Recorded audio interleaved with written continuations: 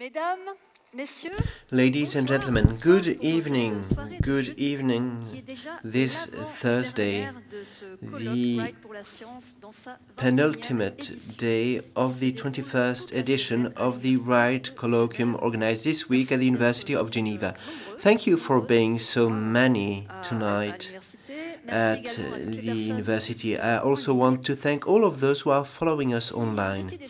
If you were here at the beginning of this week, you already know me. I'm a scientific journalist. I'm Sarah Sermondadas, and I have the immense pleasure of being with you this week in order to moderate these exchanges.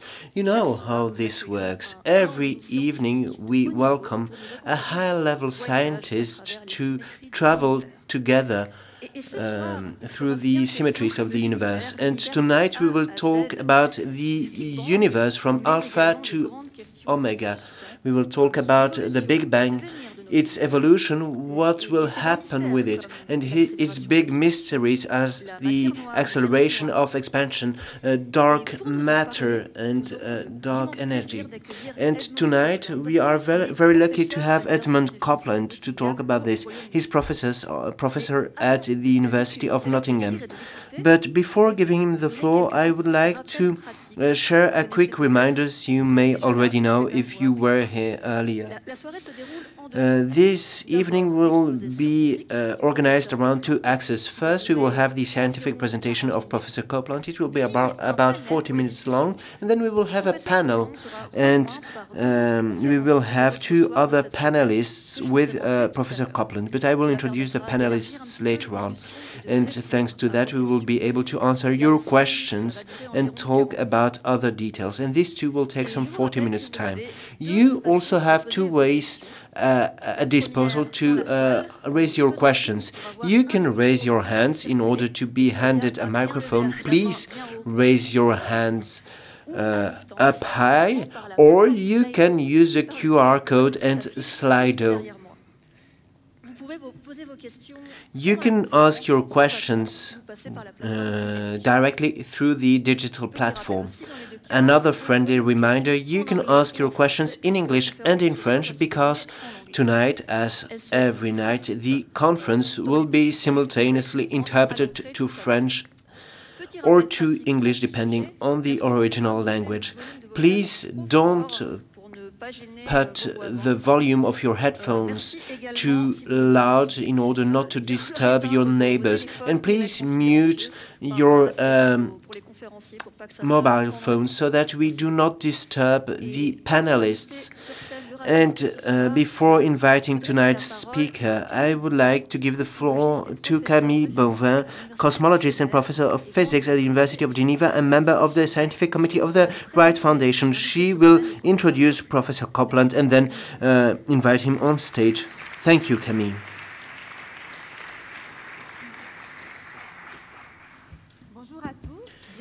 Good evening and welcome to this fourth day of the Wright Colloquium. Tonight I have the sheer pleasure of introducing Ed. He got his PhD in 55 and then worked at different places at the Liberal College in London, in Camilla in the US, and then he has been professor at the University of Sussex, and now he's professor at the University of Nottingham. Ed is one of those amazing scientists that allow for research to make progress, and he has marked many fields through his talents. He has worked on string theory, on inflation, but also on gravitational waves that can disform space and time in the universe. He has worked on dark energy that may represent 70% of the content in the universe, and also on dark matter that might represent 25%. He has also worked on black holes and modified gravitational theory. He has worked in all these fields and has had a decisive impact. He has supervised and guided many generations of students. More often than not, with my research group, we do research in order to get details on a topic, and we end up on a paper from Ed, who created the foundations of these fields. Ed got many prizes, and in 2013 he received a Rayleigh Medal for his theory on the strings. And as you will see, he is also an amazing speaker. He has 60 Symbol, a YouTube channel. It is amazing and it talks about everything. And tonight I would like to quote a few titles of his videos. Where are the white holes? Einstein's hiccup, dark energy, and the enlarging. And what makes a physicist confused is, was Higgs wrong? Who is my favorite physicist? This YouTube channel is wonderful and it reflects the knowledge Ed has in so many areas. Before coming here, I analyzed the stats of his YouTube channel and I saw he had 880,000 subscribers. This is amazing. And there were over 404 videos. Maybe there is some kind of hidden symmetry there. Tonight, Ed will talk about cosmology, and I don't think that we have already defined what cosmology is this week. Cosmology is the study of the universe.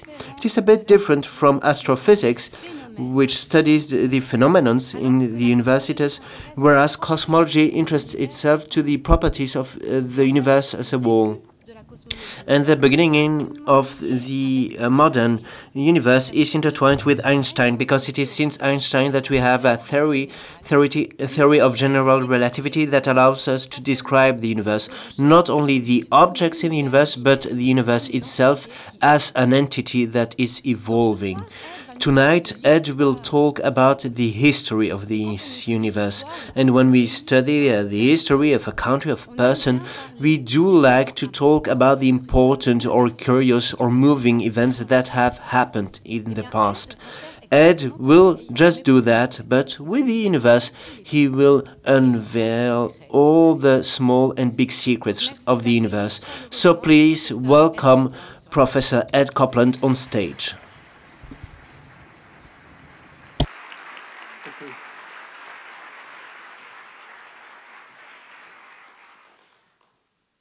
Wow. Bonsoir. Good evening. Thank you for coming. And I hope you have a good time. That's the most important thing, that we have a good time. I'd also like to thank Camille. So she comes on and she introduces us. She's actually a world-class cosmologist in her own right. so thank you, Camille. And thank you to the interpreters for the talks that have been in French. I don't know how they've managed to translate them into English. So I'm hoping that they can do it going English back into French for you. So today I'm going to try and tell you about some ideas about the universe. There's lots that we don't know. So for those young ones amongst us, I still count myself young at heart, then there's lots to be done. So this picture that you can see is probably the first picture of the universe. It's the equivalent of taking a picture of seeing the picture of a 100-year-old person taken when they were a day old. It's the baby picture. This is the moment that the first atoms were forming in the universe. Our universe is about 13.8 billion years old, we think. These atoms were formed when the universe was about 380,000 years old. And why was that an important event, apart from the fact you were forming atoms? At that moment, the radiation that was present in the universe, the photons of light, could begin to propagate. So off they went. And they just went. And they've been coming all the way for 13.4 billion years. And then in around 2009, they landed in the detectors, the bolometers, of a satellite called the Planck satellite. And the Planck satellite was up in the sky, doing searches around the sky and looking at the radiation that was coming into it and taking the temperature of that radiation. You can see on that image small red dots and small blue dots. I want you to keep just a mental picture of how big those dots are, because we'll come back to it. These dots are representing incredibly small amounts of temperature rises. There's a background of 2.7 Kelvin. Kelvin is that's a really cold universe. So ice freezes at 0 Celsius, which is 273 Kelvin. The background radiation that this Planck satellite was detecting is 2.7 Kelvin. What you're seeing are the small fluctuations, the little ripples above and below that 2.7 Kelvin. The red and the blue dots are increases and decreases of about 1/10,000th of a Kelvin. Okay? This is why structures form in the universe. This is why you're here. Okay? And we're going to have fun just trying to get there. Sound okay? Let's go. So, I've already said it. The goal tonight, then, I'm going to try and convince you that there's a link between the events that occurred in the first fractions of a second of our universe and the universe that we see today on the largest possible scales. I'm going to try and connect them. So, events occurring way before the first second have left an imprint in the universe some 13.8 billion years later. So when you go out, and the last few days haven't been particularly clear in the sky, but on a nice clear sky, and you look out at the distant galaxies, then remember, what you're seeing is a thumbprint of the very early universe. So all that you need today is a healthy imagination, okay? As long as you've brought that with you, we're okay. There are many scales in our universe, so let's try and base ourselves on things we know, and then we'll get bigger, and then we'll get smaller. So here's probably the most iconic picture ever taken of the Earth, right? This is Earthrise from the Apollo 8 mission taken on the 24th of December, 1968. It's a picture of the Earth. And I really love the thought that most of us are in that picture, right? We're there somewhere. We might be on the wrong side of the Earth, but we're there somewhere for many of us. And it's there simply so we can talk about scales. So the Earth is about 12,000 kilometers across, okay? That's the diameter of our Earth. Our Earth orbits the sun. And the sun has a diameter of about 1.5 million kilometers. So the Earth is 12,000. The sun has a diameter of about 1.5 million. And then the typical distance between the sun and the Earth is about 150 million kilometers. And these numbers begin to get so big that we begin to introduce new units, right? So this is called an astronomical unit. It's the typical distance between the Earth and the sun. And our sun is part of a solar system. And I took this photograph for you of the solar system.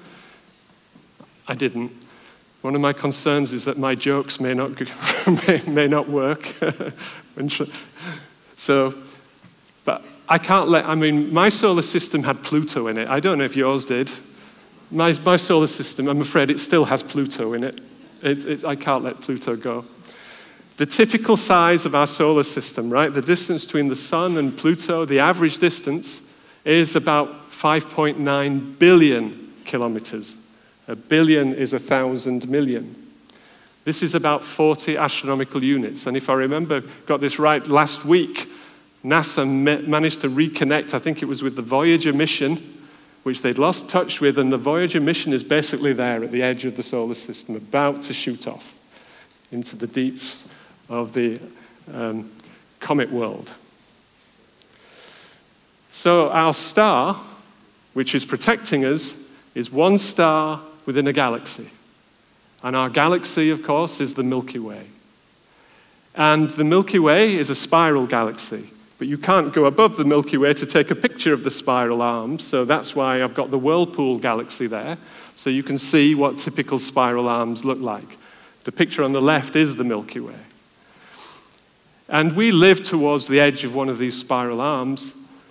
The typical diameter of a galaxy is now, we're getting to huge numbers, right? 100,000 light years. So a light year is the distance light travels in 1 year. Light travels 300 million meters per second. So this is the distance it travels in 1 year. The typical diameter of our galaxy is about 100,000 light years. And that's about 10 trillion kilometers. One galaxy so far. What our galaxy, we think, has roughly 200 billion stars in it, as well as our sun. This is the first time where I think it's important to tell you, these are models. No one's ever counted 200 billion stars. Okay? 1, 2, 3, 4. Oh, 1, 2. Okay? We model things based on what we can see around us. And this is an important element that will come into when we're trying to understand our universe. They're based on models. We live in a universe that's filled with galaxies. This is such an amazing image. This image was taken by the JWST telescope, which was launched about a year or so ago. It's looking back about 13.4 billion years. It's the furthest that we can see in the universe. And there's a couple of things I want to point out to you here. Can you see the silver bits? The thing that's got all the lines coming from it, that's a star. For once, let's not worry about that. I want you to look at sort of the silver-looking cluster of galaxies. They're a cluster of galaxies, so quite a few galaxies.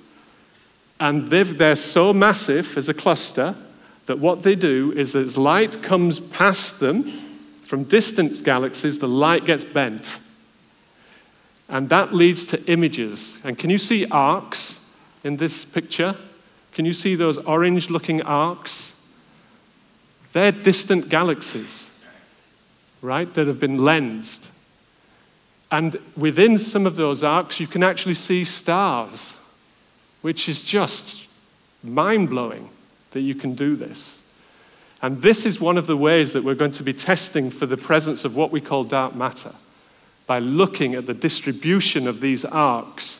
Because what you can do, remarkably, is given a distribution, we can reconstruct what the matter must be in the vicinity of those clusters of galaxies. Okay? So this light that you can see has been traveling for about 13.4 billion years and reached us. And it's in the infrared because the universe is expanding. So when the light left those distant galaxies, it might have been in the optical. But as the universe expands, if I have a wavelength of light and the universe expands, can you imagine the wavelength stretches? And it moves into the red part of the spectrum. And eventually it moves out of the red bit that you can see and into the infrared. And that's why this telescope is so important for those of us who are interested in the early universe, because it means that light that was emitted in the early universe can be picked up by this telescope because it's stretched into the infrared today.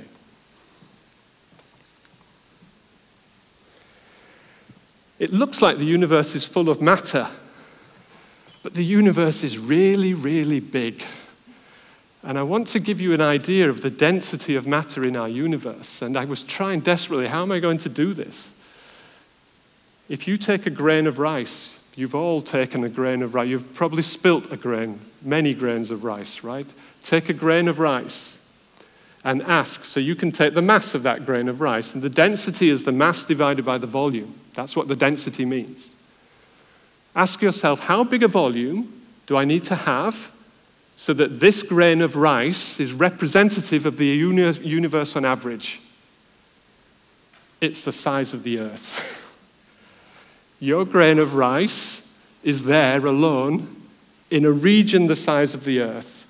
And then there's another region beside it, the size of the Earth, with one more grain of rice in it. So the universe is pretty empty overall, which makes it really important that we understand how structures clump together to allow galaxies to form.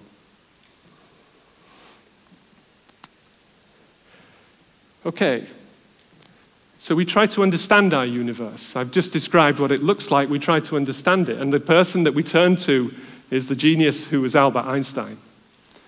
And in 1915, he published his general theory of relativity. And we were fortunate enough to hear Jean-Philippe tell us about this. But here's an interesting thing, I think, about this period. Right? In 1915, he knew about the Milky Way. You could see it, right? You could see the stars. You could see the Orion's belt. You could see the various clusters of stars moving around. He didn't know about galaxies. People did not know about other galaxies. They could see what they called nebulae. They could see these sort of phasey things which seemed to have some extent, but they didn't know what they were. And why is that important?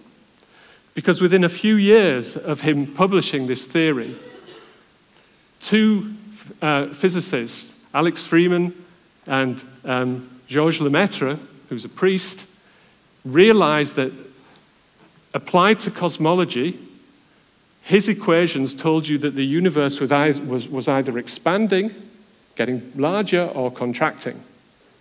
But it wasn't static. So this didn't please Einstein. In fact, he said to Lemaitre, Lemaitre, he agreed with his results, his calculation. He said, your mathematics is fine, your calculations are correct, but your physics is atrocious. In other words, your result may be there, but it doesn't apply to our universe. And in fact, and one of the reasons he believed this was that you looked out in the sky and you didn't see the stars moving apart. They were always at the same relative position. So he did something which has turned out to be really crucial. He added a term to his equations. He was perfectly allowed to add it. It satisfied all the symmetries that his equations demanded. This was called the cosmological constant. And this term, he had to make the universe curved. With the curvature, this term made the universe static. He'd done it. Okay, we're back. We've got our static universe. However, Eddington pointed out to him that his solution was unstable. This amazes me, right? All of us who work in this field, or in any field where you're solving a dynamical system that's evolving, and you get a solution that's stable, you ask yourself, well, you get a static solution. The first thing you say is it stable? So if I perturb it, will it go back to my original solution, or will it start evolving? Einstein must have done this. He absolutely must have done this. And I think he must have thought, I don't like that result. And so he ignored it. I mean, otherwise I can't understand. I mean, this is the most brilliant scientist probably of all time. And he didn't do this. We set this in our undergraduate cosmology problems sets to demonstrate this universe, that this is unstable.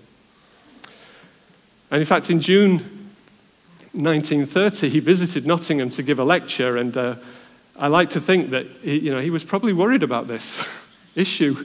He certainly forgot to bring any money, and his wife at the time had to pay for everything. There was a very bright person, a wise move was made. He gave a lecture in Nottingham in German, and no one in Nottingham did physics, no one there did mathematics, and he gave this very technical lecture, but someone realized, actually it would be a good idea to keep the blackboard, and they got him to sign it. So if you ever come to the university at Nottingham, you can see a blackboard signed by Einstein with all of his equations on there. So in 1929, Edwin Hubble answered the issue. He demonstrated, using the Mount Palomar telescope, he could look deep enough into the universe, and he saw that distant galaxies were moving apart from us. And that was evidence that, as Lemaitre had shown in his equations, that the universe was expanding. And Einstein believed it at this point. And the relationship is that the velocity of these distant galaxies moving apart is proportional to their separation. So if you double the separation, you double their relative velocity as they move apart.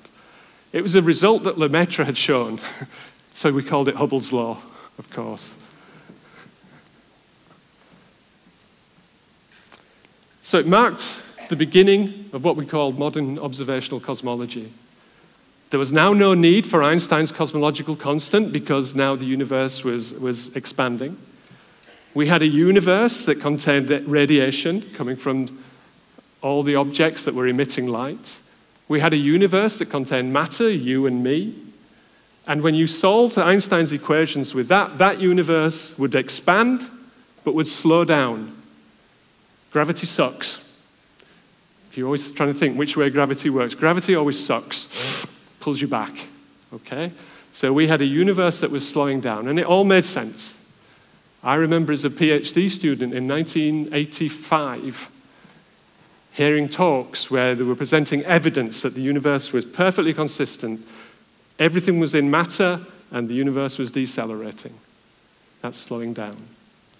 But then, such is the way that we work in science, we're always pushing, we're always trying to see if the theory really survives tests. So there was a group of astronomers looking on very large scales, looking at galaxies and looking at what they call the angular distribution function, correlation function. How were galaxies on the sky positioned relative to one another? And then when they tried to fit the data with this model of a universe dominated by matter, it didn't fit. And people began to realize we might need this cosmological constant again. And in fact, in 1992, a friend of mine, George Eustathiou, wrote a paper, a Nature paper, in which he suggested this data suggests there needs to be a cosmological constant. Most of us ignored it. Some listened to it, but most people ignored it.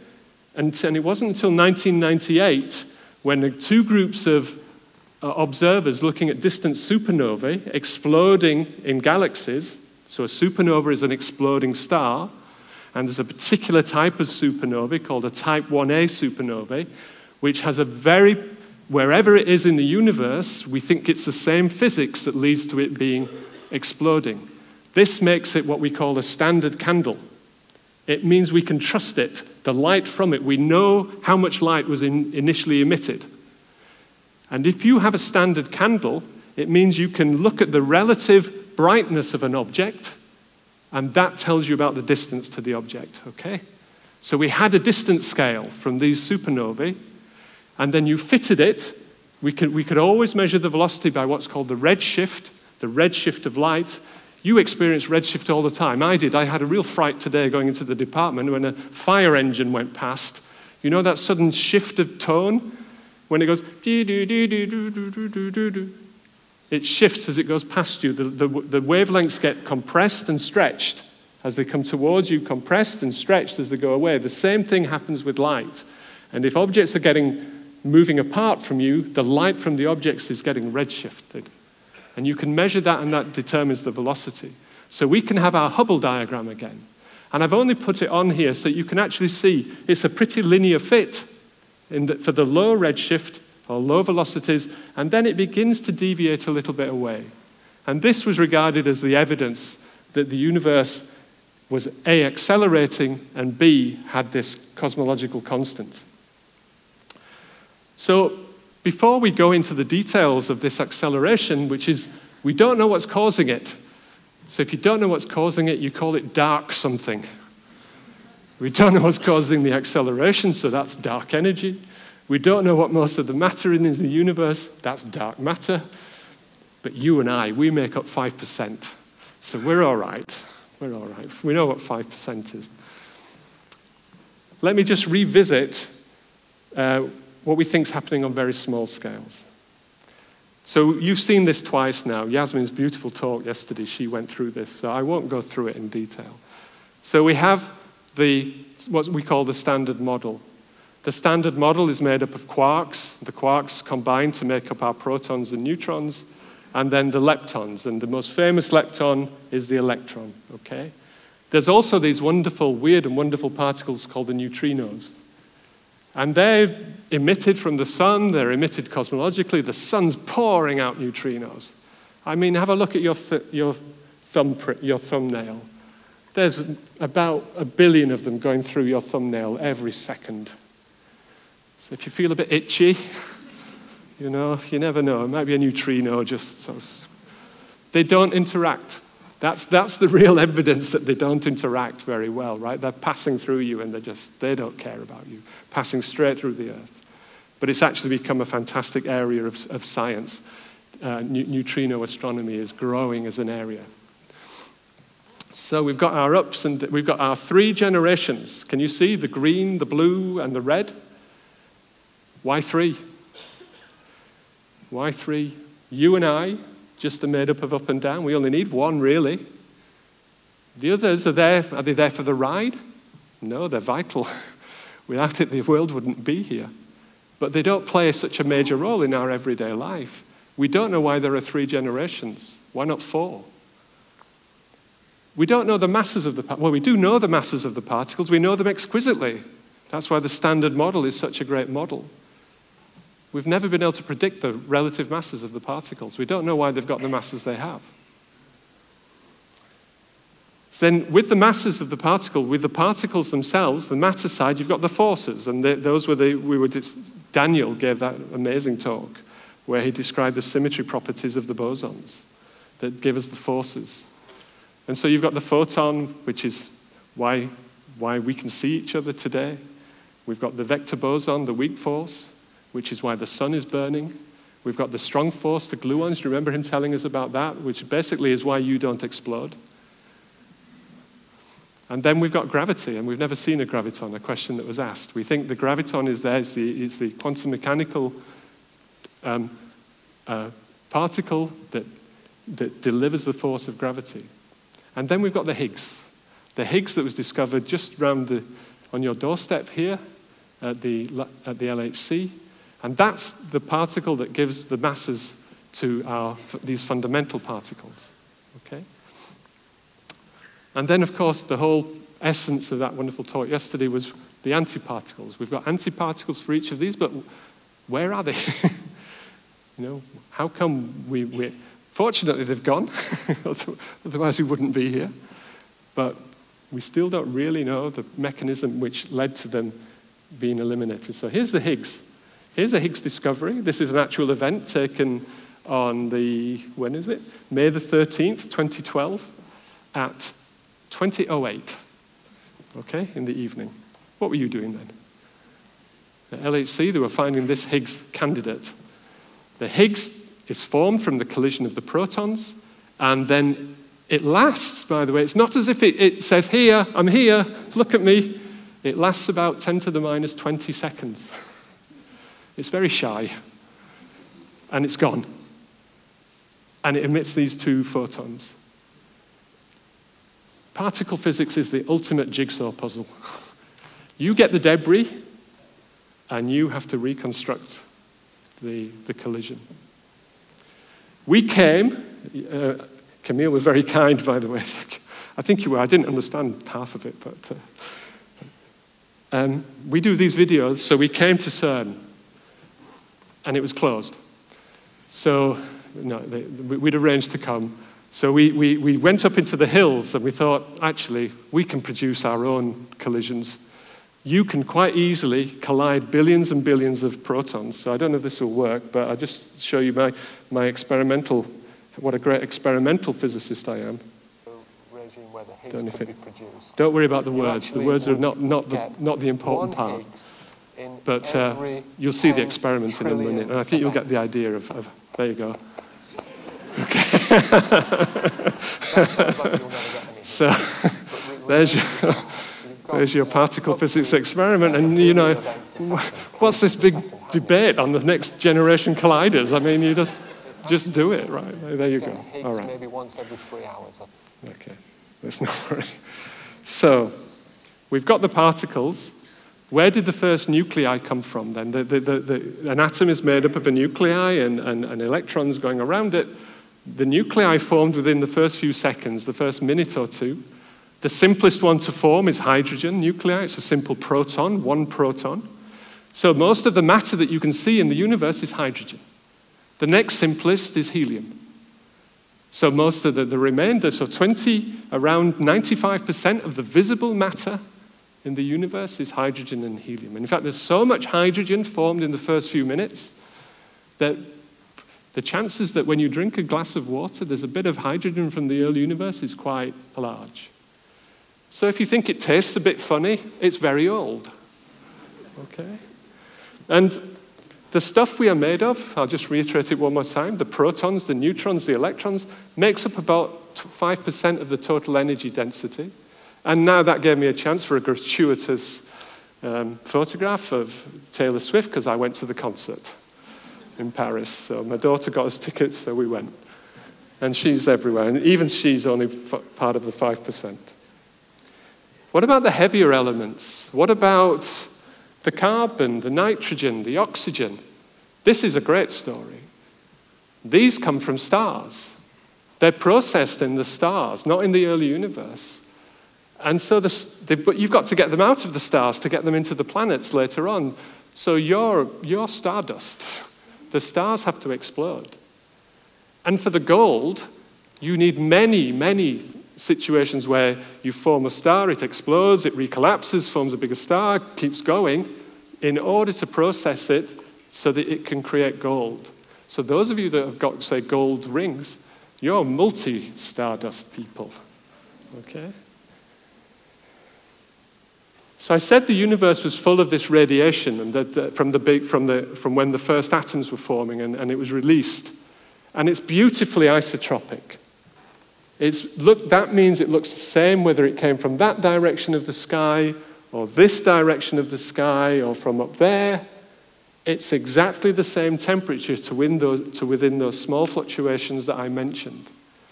And this was measured by a phenomenal experiment called the Colloque satellite, which went up in 1992 and discovered this perfect black body spectrum. This is their data, and the error bars are smaller than the width of the line. It's just a staggering piece of data. And so it's the universe that tells you, it's the result that tells you that we're bathed in this radiation, which has cooled down as the universe has expanded, and cooled down to a temperature of about 2.7 Kelvin. So the model that we're using, and it's a model that we call the Big Bang, basically has various assumptions. That on very large scales, the universe is homogeneous and isotropic. It looks the same. Isotropic means you're in no special place. So if you make a perfect fruit pie, a fruit cake, okay, all the fruit is distributed evenly throughout the cake, right? If I make a fruit cake, it's highly inhomogeneous. The fruit is at the bottom. But a perfect fruit cake is beautifully homogeneous. Do you get the idea? So if you take a slice of a fruit cake and just looked at a small bit, you wouldn't know where it was from the bottom or from the top. That would be the idea. So the universe on large scales is homogeneous, it's isotropic. And then if I put in some initial conditions, which have some particles that are expanding out, I don't know what banged, but some particles are expanding out, coupled with Einstein's general theory of relativity, then it tells me that the universe will be expanding, it'll give me Hubble's law, it'll tell me when the lightest nuclei form, it'll tell me that I'm bathed in this radiation with this temperature that I see today, and the universe is old and large, about 13.8 billion years old. But crucially, it does not tell me where the structures came from. And we need to know that, right? Because we're here. So the early universe, what we believe was it was not perfectly homogeneous. And that there were small ripples.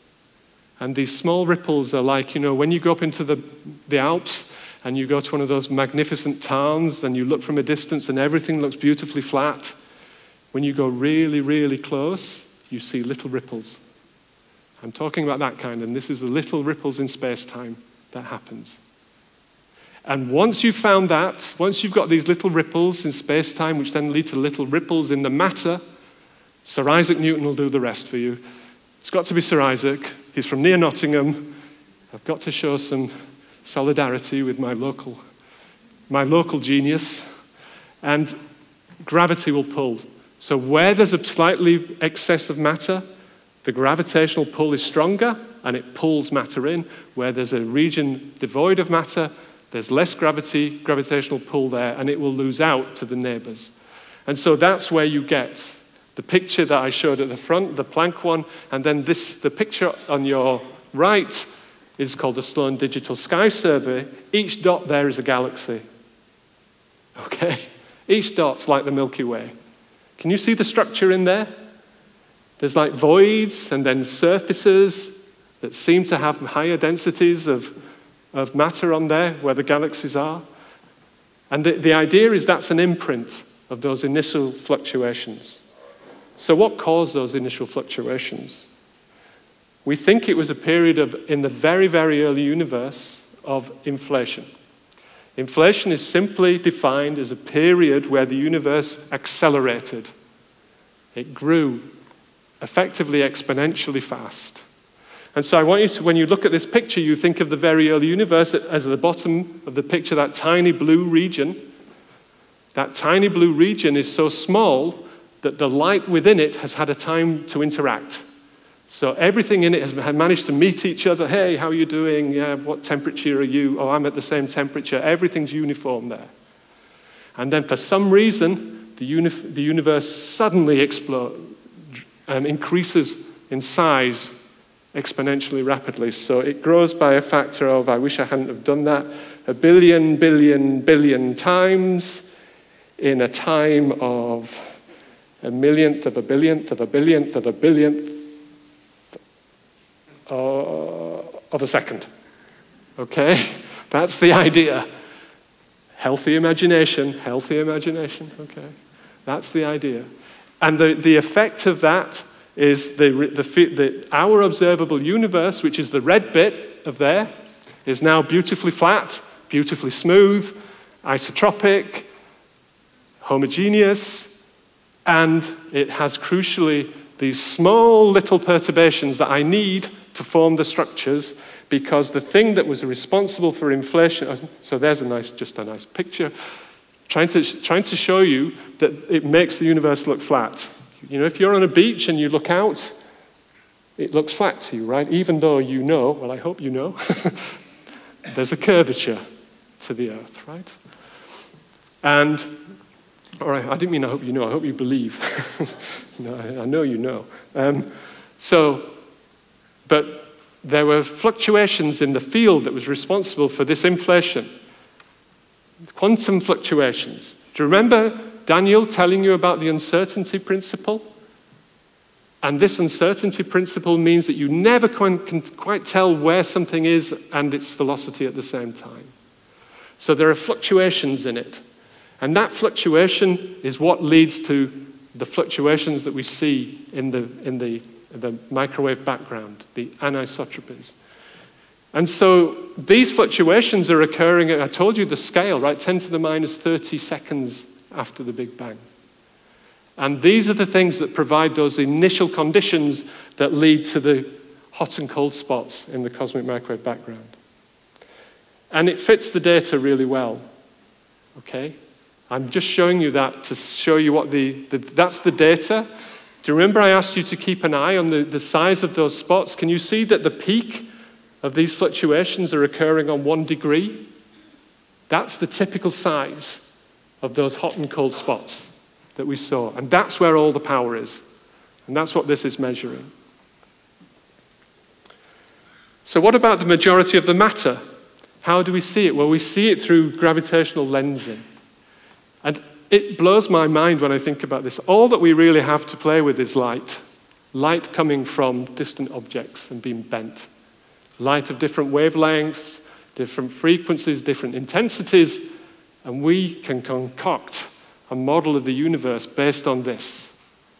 And we look at the light, and from seeing how much light gets bent, we can infer that there's about 25% of the universe is in what we call dark matter. Matter that behaves like ordinary matter, it just doesn't interact electromagnetically. You can't see it with light, hence it's dark. And we think that's out there. And I think how long do I have? I've forgotten. Am I okay? I'm okay still? Yeah? Are you okay? Have you had enough? Okay. So it can't be ordinary matter. It can't be you and I. Why can't it be you and I? Because you and I interact with electromagnetism, right? Photon, I can see you. I can't see you at the back, the lights are really bright. But light bounces off us, and so we interact with each other electromagnetically. So the dark matter can't be the stuff that you and I are made of. It would have to be something else. And so there are lots of candidates. They're called WIMPs or axions or maybe primordial black holes that are out there. Here's a dark matter zoo for those of you who like zoos. Look at the range of masses. You don't even need to worry about the universe. Can you see on the right-hand side of this, it's going to 10 to the 30. On the left-hand side, it's going to 10 to the minus 21. That's 51 orders of magnitude. We've got a large span of particles that could, in principle, be the dark matter, and they're ranging in these scales. You'll even notice there's a break between particle-like and wave-like. Those are your fermions, are your particle-like, and your bosons are wave-like. There's a lot of work out there for you to do, for those of you who are interested in trying to understand the nature of dark matter. Okay, I've told you that. The evidence for dark matter, well, here's one piece. Galaxies are rotating, and you can measure the speed of rotation at different distances away from the center of the galaxy. So here's the center, my fist, and you can measure the rotation of objects at different distances away. Now, if the light bit of the galaxy was all that you saw, was all that the galaxy was made of, you'd expect the velocities to rise to the edge of the light region and then drop. And that's the bottom curve where it says expected from visible disk. But look what happens. The data has it going to a constant, or rising slightly, which suggests there's something else there that you can't see. And this was a phenomenal physicist, astrophysicist called Vera Rubin, was the first person really to realize this. I won't show the simulations. I'll instead go on to gravitational waves, which is a new area of cosmology. So they're a new frontier. They were predicted by Einstein in his general theory of relativity. They are the distortions of space and time. So if you wave your arms around, don't listen, just do it. You're creating gravitational waves. Okay? You're doing it. It's just that they're not very intense. Fortunately, you don't feel them. If, on the other hand, you have huge black holes merging together, they create gravitational waves. And that was what has been detected by the LIGO people. So Einstein knew these, he realized these things were there, but he never thought they'd be detected. And I must admit, I don't think I did, really. I thought it'd be too difficult. But then in 2015, the LIGO consortium announced the discovery of gravitational waves using what are called interferometers, 2 interferometers in the US. These are long tunnels at 90 degrees to one another. The gravitational waves come in. Here they come. I happen to see one coming in. It hits one of the arms and then goes through and then hits the other. And it distorts. Because it's a distortion of space-time, it distorts the length of the interferometer. And that distortion can be picked up. And why I didn't think they'd be seen is that the amount of distortion is about 10 to the minus 17 meters. Just, the nucleus of an atom is about 10 to the minus 15 meters, okay? So these are phenomenally small things, and they detected them. This whole experiment just blows you away. The black holes, can you see? Each black hole is massive. 30-odd solar masses of a black hole collides with one of 29 solar masses it combines to give you a single black hole of a mass of 62, and that releases about 3 solar masses of energy in gravitational waves.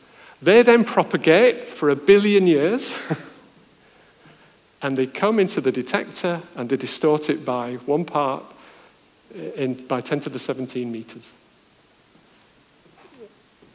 It's good, isn't it? And they've got hundreds of these now. So today, we're in a universe driven by dark energy. We don't know what the dark energy is. It could be this cosmological constant that's driving it. It still remains the best fit to the data. It's smoothly distributed. We don't really see evidence of it clustering in the way that dark matter can cluster. It's got a constant density, hence it's like the cosmological constant, which has a constant density. But crucially, maybe it isn't constant.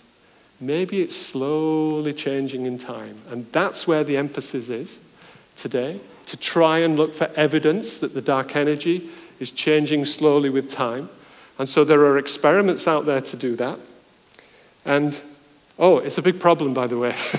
The theoretical prediction of what this should be is a mere 10 to the 120 times the observation.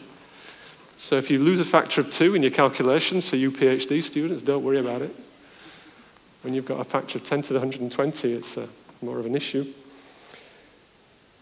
Here again, the position of this first peak in this data of the cosmic microwave background tells you about the amount of dark energy. That's why we think there's about 70% of the energy density in the universe is stored in this dark energy, which is driving this acceleration.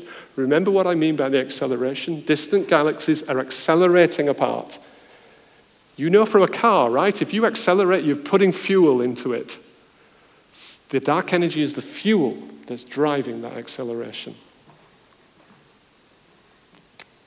And we test for it. We look at our universe to see whether we can see any evidence that this dark energy is changing with time. And there has been recently an observation by what's known as the DESI collaboration, which tentatively suggests maybe it is. They're looking at combining supernovae data that I talked about with the cosmic microwave background data that I talked about.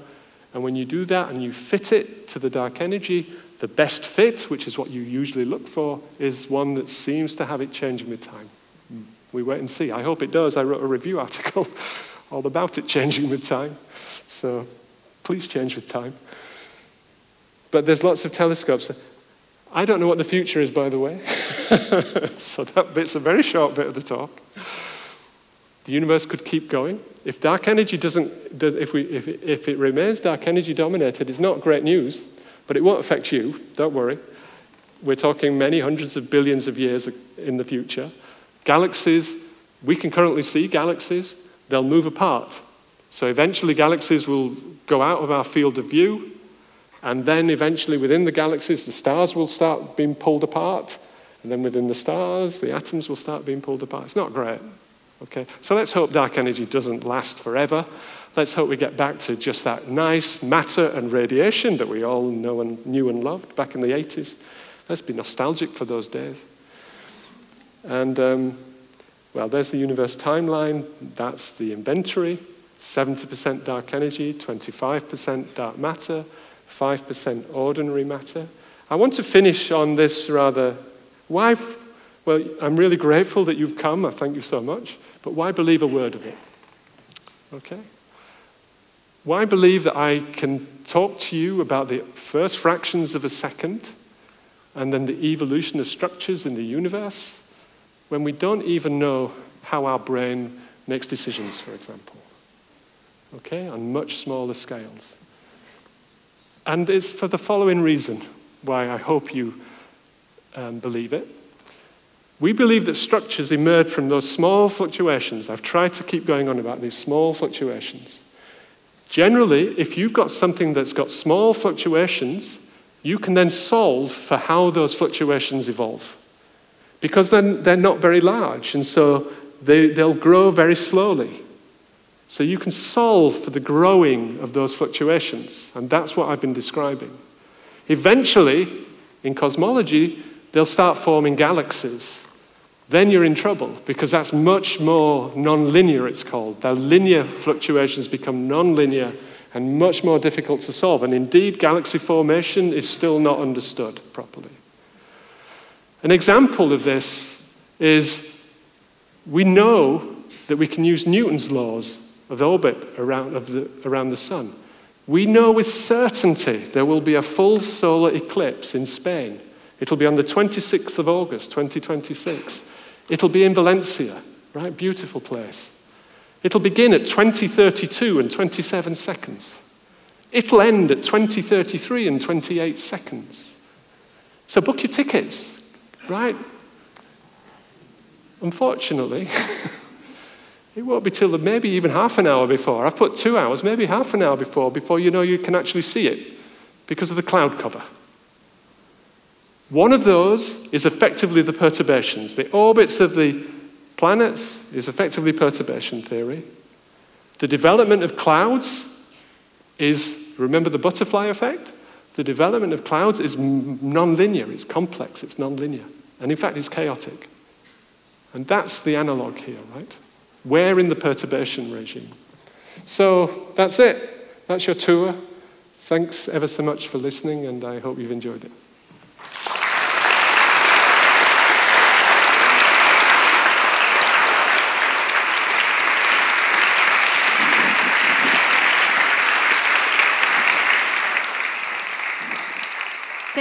Thank you very much, Professor Copeland, for your talk. Summarizing the story of the universe in 40 minutes is not an easy task, especially when you add so many jokes in it, so thank you very much. It was really good, it was brilliant, and I hope the audience has been as fascinated by it as I have been. And it's now the time for our panel to start, so please have a seat. And I would like to welcome on stage Yasmine Amis. Elle est directrice de recherche au CNRS, au laboratoire de physique des deux infinis Irène Joliot-Curie, en France. Vous l'avez entendu hier, je suis repassée sur le français pour vous présenter nos deux intervenants. Et j'accueille également Enrico Cohen, professeur au département de cellules et biologie au John Innes Center à Norwich, au Royaume-Uni. Et vous aurez le plaisir de l'entendre demain sur la question des symétries en biologie. Welcome, thank you for joining us on stage. Et vous avez noté qu'on a rallumé les lumières dans la salle, ceci afin de mieux vous voir pour prendre vos questions tout à l'heure. But I will switch back to English for our talk tonight. And you know, I will start this Q&A as yesterday with a very short 5-minute discussion before we open the floor to your questions. And my first question is to Ed. The main takeaway of your talk is that dark matter and dark energy's nature as what we don't know yet. And you showed us this slide with some current ideas, scenarios of what dark matter could be. So maybe could you elaborate a bit on the 3 ideas we have right now, and why do you prefer one of these? Okay. Can you still hear me? So that slide, I think it had 10 to the 50 orders of magnitude. So on the right-hand side, the heavier particles, we think they're, the favorite candidates are called WIMPs. They are weakly interacting massive particles. So when I said they don't interact electromagnetically, they only really interact via the weak force, which is, as the name suggests, a very weak force. So they're very difficult to find. And one of the big hopes of the LHC, it had 2 main goals. One was to find the Higgs, and it did it. And the second was to find evidence of what was called supersymmetry, that Daniel talked about, the relationship between fermions, the matter in the universe, and bosons, the force carriers in the universe. Out of supersymmetry, these WIMP particles, they're natural objects to find. And we've not found them. There was we were pretty certain, I think, we would see something. I certainly remember in the 80s and early 90s, everyone being very sure they'd find it, and they've not. So what do? The evidence is there in the data that the lensing of light So there's two ways you can go. I'll stick with the matter. You could try and modify gravity. Say Einstein was wrong and modify gravity, but let me not go there now. So you try and think up other possible candidates. Black holes. Maybe black holes formed in the very early universe. They could be possible candidates. But more recently, the interest has gone over to another side, the very light particles, and things called axions. And axions are effectively like bosons. And if you remember Daniel telling us, fermions don't want to be together. You can't get two fermions on top of one another. Therefore, if you're going to have fermions being the dark matter candidates, you need them to be quite massive, because they're sort of living side by side, but they're not clumped together. Bosons, on the other hand, love to be together. They form what we call condensates. And so you can have very light bosons, which will clump together to give you condensates, which can become effectively the dark matter. And there's a huge amount of work going on into the axion side of things at the moment, not least because we think axions exist for another reason, which is to do with an issue in strong physics. It's called the strong CP problem. And then other theories produce lots and lots of axions. So we think it's worth looking for them. We haven't found them. We haven't found any dark matter directly yet, but you never know, right? So I think those are the three main areas. Right? Thank you. I now turn to Yasmin. So there could be a link between a special Higgs boson, the supersymmetrical Higgs boson, and dark matter. Could we imagine, I don't know, to detect it in the CERN, or not at all, and why? So can you hear me first? Yes. So indeed, in the searches that are done at CERN, so remember we were telling you yesterday, you do these collisions and then you create all kinds of things. Then what we do is that there are some theorists who build models, and some of these models predict that you can have some interactions between these dark matter candidates and the ones that we know, so from the regular matter. So to give one example, I think you had it in your slide, there's something called the dark photon, which would be kind of the partner of the photon, so the photon that you know from the light. So the dark photon would talk to the regular photon, and then they would decay, and then we could see them this way. At the moment, we haven't, and when we don't see something, we put what we call limit to say this could exist, but not beyond this energy, or we kind of reduce how it works. And then this goes back to the theorists who kind of try to either improve the model or invent another one, and so on and so forth. Thank you. And now I turn to Enrico. And I'm sure you saw the last slide where Ed told that maybe how can we know about the beginning of the universe when we cannot understand our own brains? And you are the biologist in the room, and I was wondering if there is any sense in comparing the complexity of our brains and the complexity of the universe, or are we just comparing, I don't know, oranges and apples here? So you're asking a complex question, right? Because it's a complex topic. Which is more complex, the brain or the universe? And in a way, it depends on how you look at things, okay? So in some sense, everyone sitting here, as Ed pointed out, is a product of the universe. We're all stardust, so in a sense, we are the consequence of the universe, and so the universe is more complicated than us because it contains us. On the other hand, our understanding of the universe depends on our brain, on Ed's brain, for example, which has been beautifully illustrated today. And so in that sense, the universe, our understanding of the universe is limited by the complexity of our brain. So in a sense, it's an issue of perspective. However, I think maybe Ed was saying, I think, was making the general point that we can study very complicated systems by making simplifications and using certain approaches like the perturbation theory. And that applies to the brain, it applies to the universe. It's a fantastic thing that we can make sense of very complicated systems by making simplifications which ultimately reflect the symmetries in the systems that we can assume.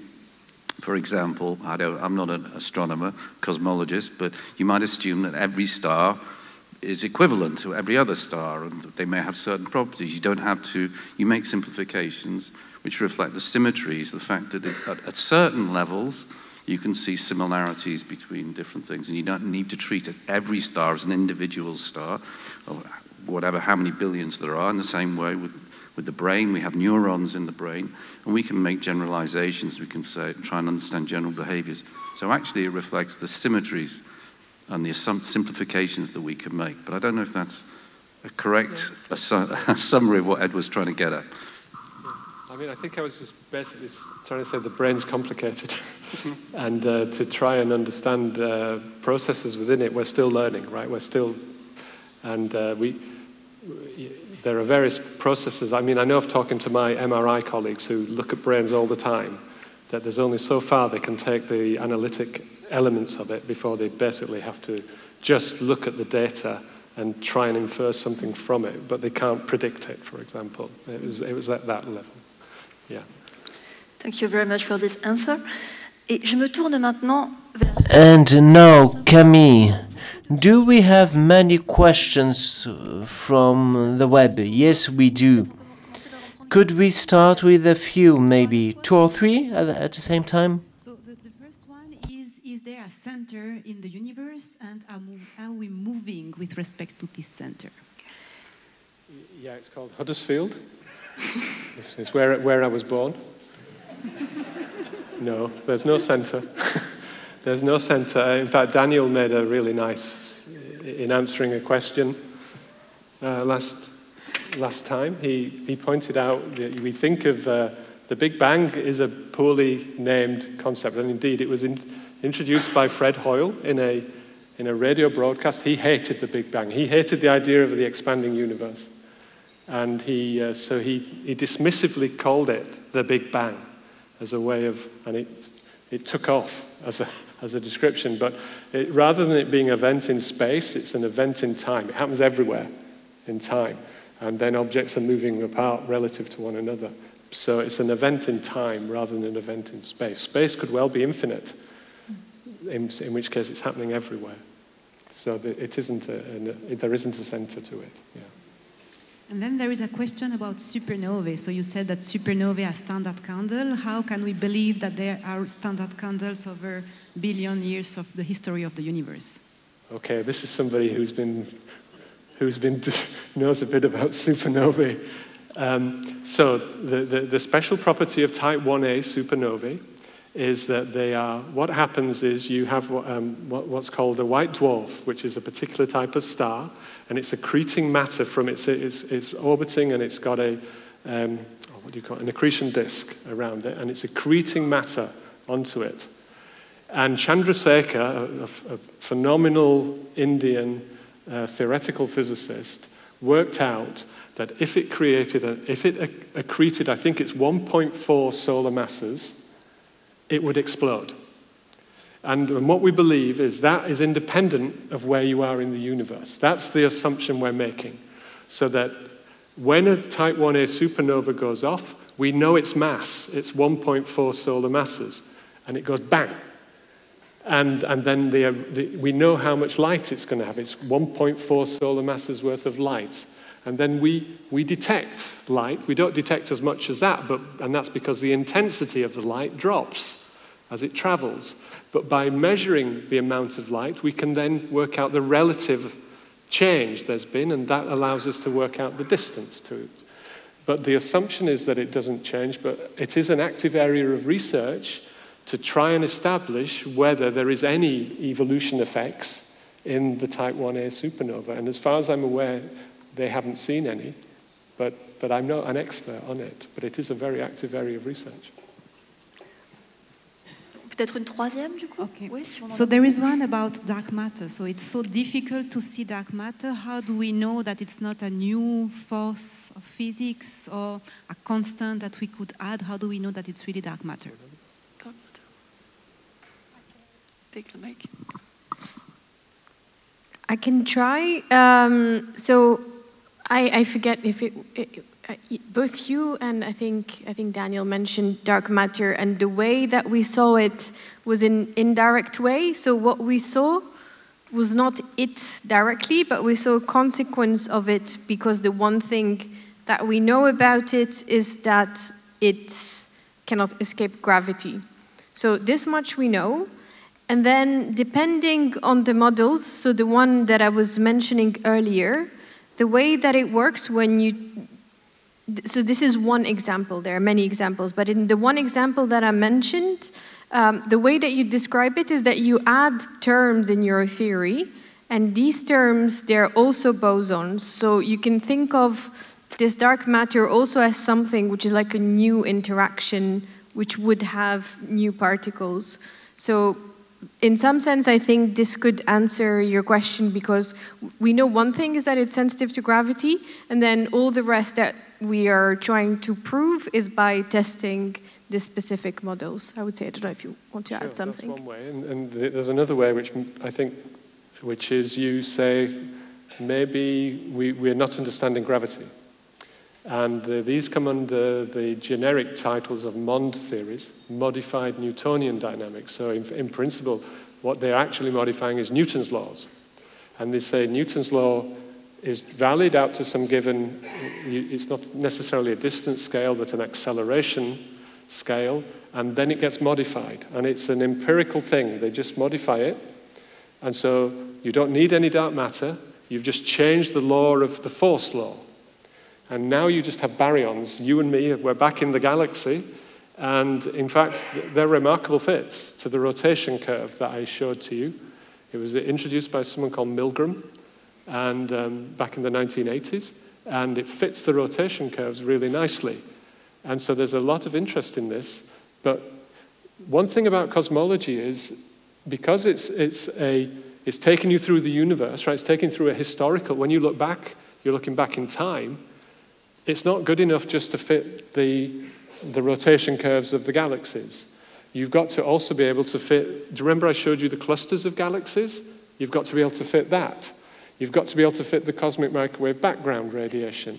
You've got lots and lots and lots of things your theory has to fit with. And whereas dark matter has been remarkably successful in fitting these, the MOND theories, they fit some of these and then they don't fit the others. And so that's the nature of research, right? You're pushing them, and then, so people are still actively working on MOND. A very good friend of mine is working on it, coupling it to some sort of matter to see what happens. But I'd say at the moment the dark matter paradigm remains the best fit overall. Thank you. I have many questions. I could go on for hours, but I'm sure our audience also have many questions. Donc je me retourne vers vous dans la salle. And so I would like to turn to you. Do we have questions in the room? Any questions to one of our three speakers? Maybe there first and then in the center, at the center. Merci. Thanks a lot for the very inspiring talk that triggers our imagination. I have a question about actually, if I understand correctly, the small quantum fluctuations at the early phase of the universe ended up giving big, huge galaxies. And my question is, what do we know, what's the origin of these small quantum fluctuations initially? Okay, so they don't directly give the galaxies in that. It's not that they become so big, they're as big as the galaxy, and therefore the galaxy forms. But they get magnified up so that they're enough to give. Do you remember the hot and cold spots on the microwave background? So they're the seeds for those. And then those are fluctuations in effectively the gravitational pull in different regions of the universe. And then matter that's passing through those regions, that then gets pulled in. So the fluctuations are providing those seeds that then lead to the matter then collapsing into those regions. So we introduce a field, a scalar field. The closest, we've only ever discovered one fundamental scalar field, and that's the Higgs field. So a scalar field is an object which has got a value everywhere, It can change in time, but it doesn't have a direction. So a temperature is an example of a scalar field. It's not a fundamental field, but you say the temperature is whatever it is here, 20 Celsius, and over there it might be 18 Celsius, but you don't say it's 20 Celsius in that direction. That's a vector field. So these are scalar fields, and they have basically an internal energy, which is we call a potential, and it's evolving down its potential from high energy to lower energy, and as it does so, it's fluctuating from quantum fluctuations. So in some parts of the universe, it gets fluctuated up the potential, and in other parts of the universe, it gets fluctuated down the potential. And that's where you begin to get these distortions in the space-time. So that's the basic idea behind it. Yeah. On avait une autre question au milieu. We had another question for the gentleman. Could we hand him the microphone? Thank you. Yes. Well, thank you for this brilliant talk first. I'd like you to expand a little on what you said before about the beginning of the universe. I would say that most of us think of the Big Bang as some kind of explosion. Yeah. But from what I understand that you were saying is that's not the case. Everything happened at once. Could you tell us more about that? Thank you. I think just from the language you've used there, right, you're thinking of it as an explosion, and as the question was, and it's how many of us think about it from a point, which means there's a center, right? So where in the universe is the center? The idea is that what we do not know is what banged. I said it yesterday. What caused it? That for the universe to emerge. But the idea is that something, some energy, Hawking would have argued it's just a quantum fluctuation. He used to, when he talked about something called the wave function of the universe, which is a way of describing quantum mechanically how the whole universe might have emerged, he said it was just a quantum fluctuation. It can happen at any moment. And it inputted some energy, and then that energy caused the space-time to begin to expand.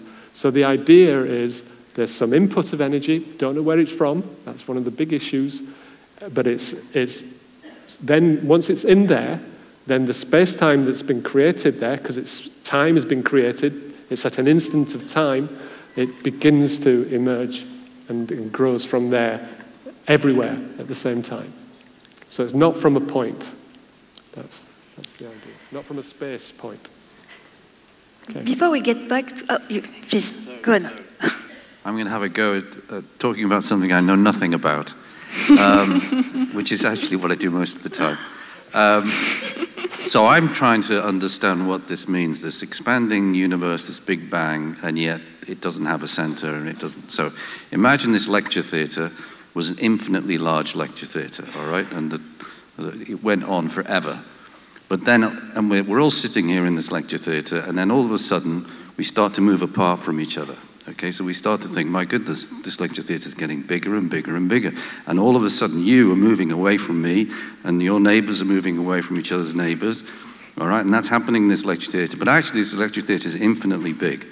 And so there is no centre to this process. All we're aware of is that everyone's getting very far away from everyone, very, very fast, and it's probably very, very hot as well. So that's my image, my attempt to understand the Big Bang. So that when that started is the Big Bang. I don't know if that's correct, but anyway, that's the way I would think about it. Ed, is that correct? Brilliant. Perfect. You can see why Enrico's a fellow of the Royal Society, right? Maybe at this point we should ask you to rename the Big Bang and come up with a name which would make... Don't push it. Thank you. Before we go on to the online question, I have a quick question for you, Ed. You mentioned the gravitational waves and the huge impact the discovery has made. And my question is related to one of the dark matter hypotheses you told about, primordial black hole. Could we maybe have some hints of the existence or not of primordial black holes using gravitational waves, and how? Yeah, I mean, so when the discovery was made back in 2015, and then within a year they'd found quite a few more, and each time I mean, it is really, really remarkable. I mean, no one was expecting this. I think it's fair to say no one was expecting to find black holes orbiting one another that were so big. They're 20, 30, 40 solar mass black holes orbiting and then colliding. And there was no known mechanism, and I think there's still not guaranteed, there's people still working on it, why these black holes are so of this size are in a vicinity where they're orbiting one another. And they've found 150 or more now of these. And so one possibility that a guy called Mark Kamiankowski came up with within a few weeks was that maybe what we're seeing is primordial black holes, that these are where it is possible to form them this size, because that just depends when they form in the universe. But as I just mentioned about cosmology, it's one of the big advantages of being at a place like CERN, where you've got the Large Hadron Collider. You can repeat the same experiment over and over and over again. But we've only got the one universe. But the big advantage of having one universe is you can look back in time. So you basically have a time machine. You can look back. And so as soon as these were put forward as possible candidates, people then started saying, well, okay, if they're the candidates that are giving us the supernova, the black holes that we're observing, they will have had other consequences earlier on. And they will have given us, maybe they give us the dark matter. And by looking at constraints on dark matter, you can basically rule these out now. And it's very unlikely that the black holes that we're seeing is primordial. But that doesn't mean they're not there, that primordial black holes. I'm spending ages of my time trying to work out the distribution of primordial black holes in the universe. So I hope they're there, but they're just not likely to be these. Thank you very much.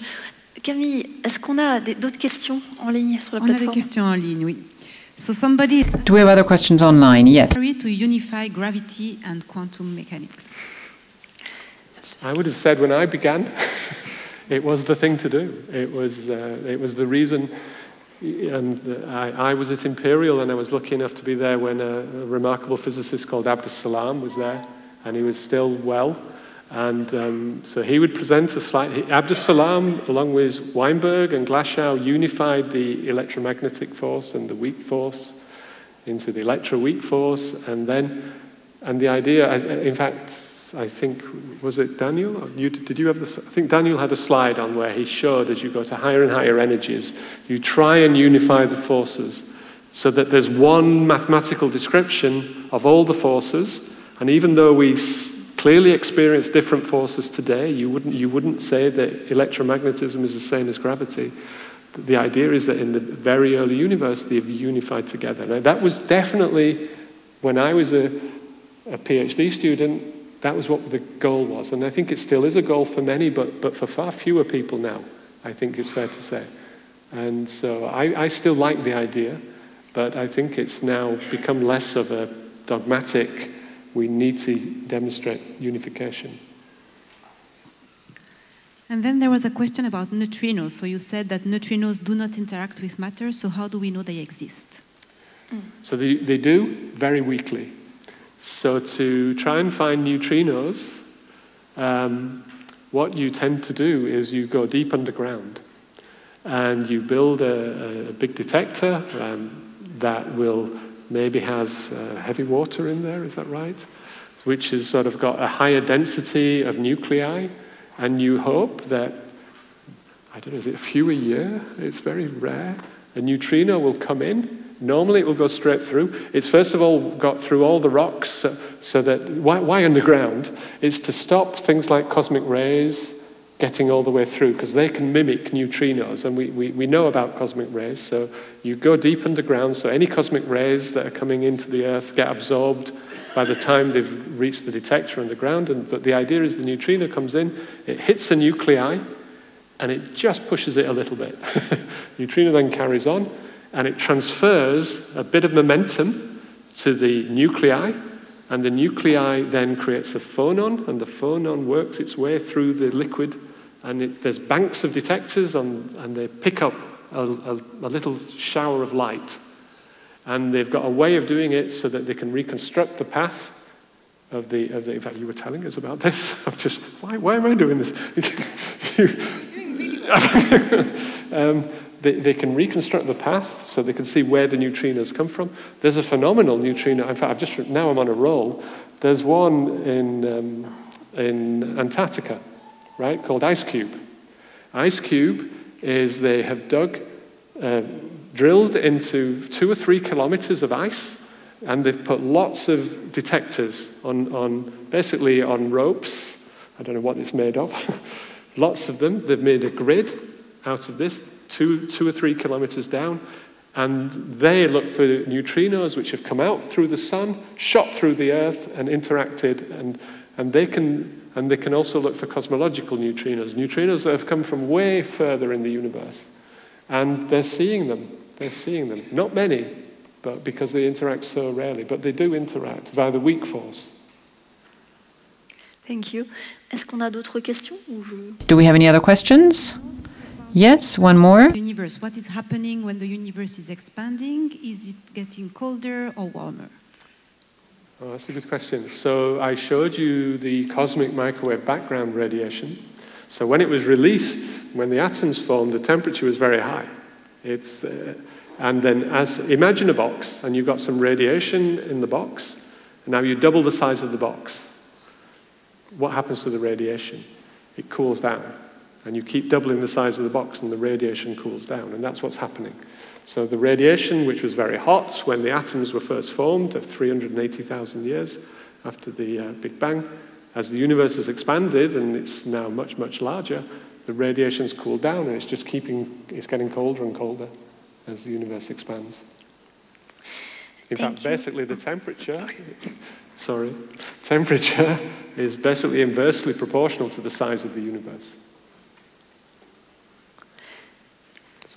Oui, j'ai vu que deux mains se lèvent dans le public. Yes, I see 2 hands in the audience, first in the front and then in the back. You were talking about the Higgs boson as being a field. We don't know much. I mean, there is still questions about what gravity is. Could gravity be also a field? And you were also talking about gravitons, but did we find them or not? So can you tell us more about gravity and what it is? We would think about gravity as a field. We would, in an ideal world, we'll be able to quantize gravity, just as we can quantize photons, light.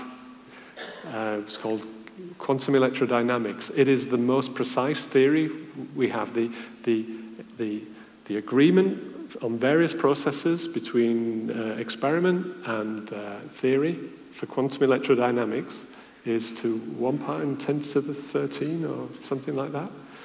So ideally we would like to quantize them so we can understand the quantum mechanics. We've done it for all the fields, but we haven't been able to properly do it for gravity. But that is a goal. And the associated quanta is called the graviton. But we certainly think of gravity as fields. I mean, classically, that's what even Newton thought of it as fields.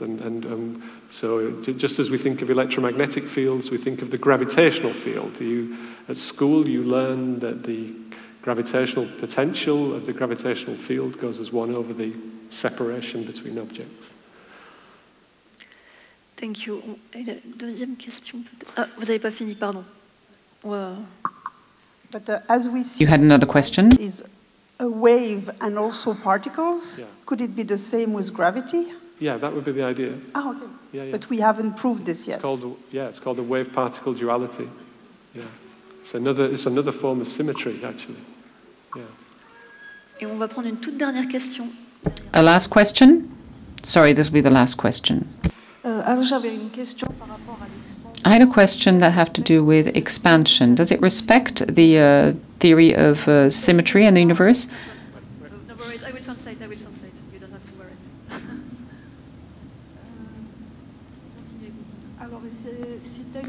And if that's the case, do we know more about the axis of symmetry of the universe? Does the expansion plays by the kinetics of the universe? Donc, est-ce que l'expansion suit la cinétique de l'univers? C'est ça votre question? Does expansion respect the kinetics of the universe? The whole kinetics of the universe.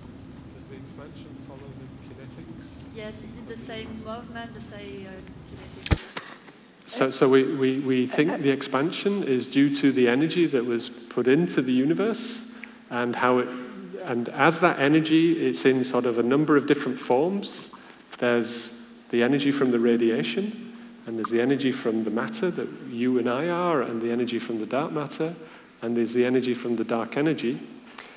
And there might even be energy associated with the curvature of the universe. They all provide energy contributions, and the way the universe expands is dependent on the sum of these energies.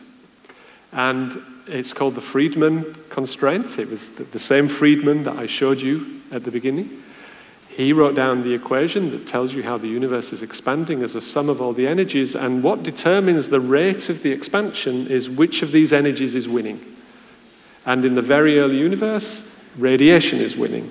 And so that determines the way the universe expands, and then eventually that drops off and the matter begins to take control, and that changes the way the universe expands. And then the point today is that the matter has dropped off, the radiation has dropped off, and it's the dark energy that's now driving the expansion, and it's driving it so it's accelerating. Whereas with radiation and matter, the universe was decelerating. It was slowing down. It was expanding. It's like being in a car, moving along the road, but you've put the brakes on. So you're still moving in that direction, but you're slowing down. But actually, what the universe is doing today is moving in that direction and going faster and faster. And the big question is, what is the energy, the source of energy? What's the petrol or the electric battery, whichever you want, that's driving it? Thank you. Does that help? Does that answer your question? Ça répond à votre question? Thank you very much. Before we wrap up, I will ask one very last question. Ed, you mentioned earlier that the early universe had some irregularities, some ripples, and so we can see today from the cosmic radiation background. And my question is, we can do a comparison because it's the same when you look at a snowflake. You need a tiny grain of dust at the beginning, an aerosol, to have the snowflake. So I was wondering, are irregularities required for the emergence of the Big Bang, the universe? Without these irregularities, what would happen? Nothing. If I've understood you right, you're asking how can the universe emerge out? Structures emerge without the fluctuations? What would have happened if we have having these tiny differences? Without them, what would have happened? Well, you'll have if they're tiny differences, then you'll have a different distribution of the hot and cold spots in the cosmic microwave background, and you would have a different distribution of the galaxies. Now, whether that matters depends on the statistics of the distribution. Yeah, one thing I didn't say, when I showed you the hot and cold spots, you can't predict where those hot and cold spots are. You can't predict on the sky where they are. What you can predict is what their distribution is. It's a statistical thing. You can predict how many hot and cold spots of a given size do you expect in a region, or how close should these hot and cold spots be on average. And varying those perturbations leads to slightly different distributions. But we can measure that. And so that's precisely how we rule out, well, nearly all the models that I've worked on, but I don't feel bad about it, that's science, but you use that observation of what the distribution of these hot and cold spots are, you compare it with the statistical prediction from that theory with your changing perturbations, and you see if it's consistent or not. So there are still lots and lots of models of inflation which are consistent, but there's lots of models which have been ruled out because they're no longer consistent with those anisotropies that we measure. Thank you for explaining this. Would you like to add something as a word of conclusion, either Yasmin or Enrico? Sorry? Would you like to add something? No, I don't think so. No? He's already explained. Maybe there are symmetries too in biology, and maybe we can do some parallels, I don't know, between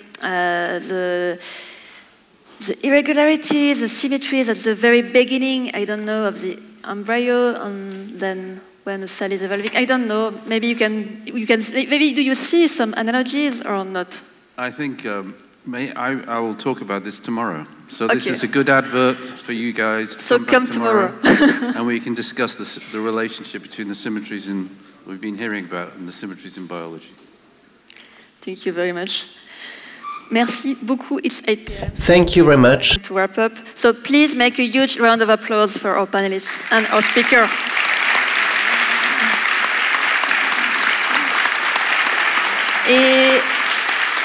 The interpreters wish you a lovely evening. Before wishing you a lovely evening, I have 2 more pieces of information to convey. If you were not here previously, please note we have the light and sound show every evening until November the 17th at the Museum of Art and History at 6:30, 7:30 and 8:30 p.m. It's for free, it's 20 minutes long. Just enjoy it. And second reminder, the colloquium is not over yet. It will continue tomorrow at the Enrico Cohen's conference tomorrow at 6:30. He will talk about symmetry in atoms in orchids. So please come back. I wish you a lovely evening. Goodbye.